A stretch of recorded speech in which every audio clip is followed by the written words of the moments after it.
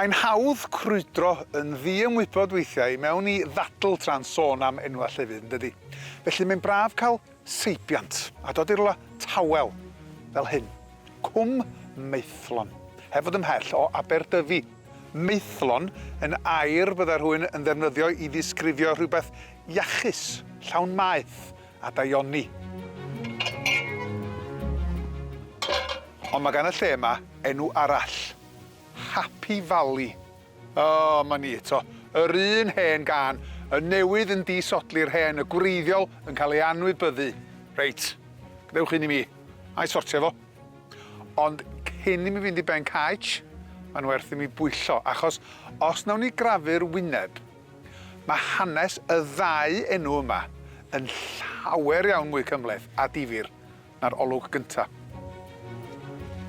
Gadewch i ni weithio yn ffordd nôl felly a dechrau fo Cwm Maethlon.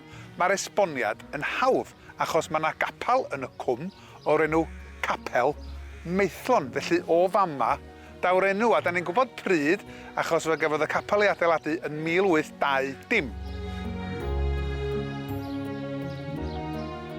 Mae yna gofnod cynnar o Happy Valley mewn hen bapur newydd Saesneg sydd hefyd yn ei alw yn Pleasant Loophole of Retreat. Ac o gofio fod y Victoriaid wedi rhoi'r un enw ar ardal o Landudno, da ni'n gweld esiampl cynnar o ddylanwad twristiaeth ar ein enwau llefydd.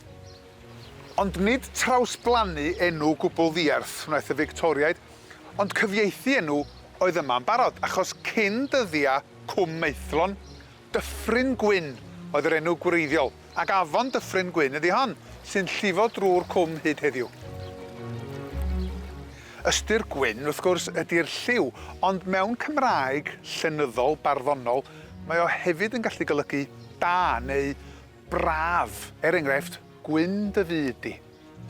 Felly, cyfieithiad neu ymgais beth bynnag sydd ganddo ni yn fan hyn, yn ogystal â dipyn o farchnata clyfar i drio denu twristiaid i'r cwm braf hapus yma.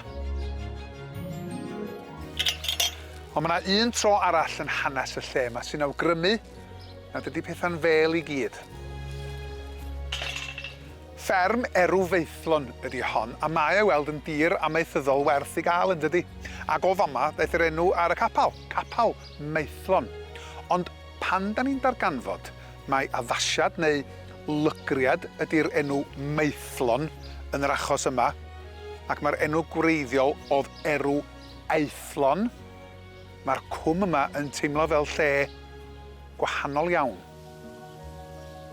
Mae eithlon yn golygu rhywbeth arswydus, dychrynllyd, poenus neu chwerw hyd yn oed.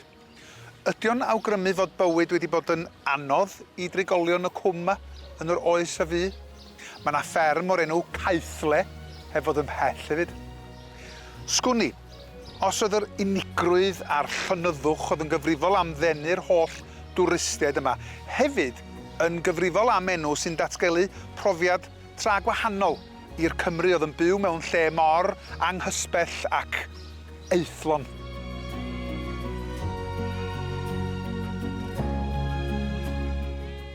Happy Valley, ddim i bawb falla, ond mae yn fendigedig, mae wedi yn dydi.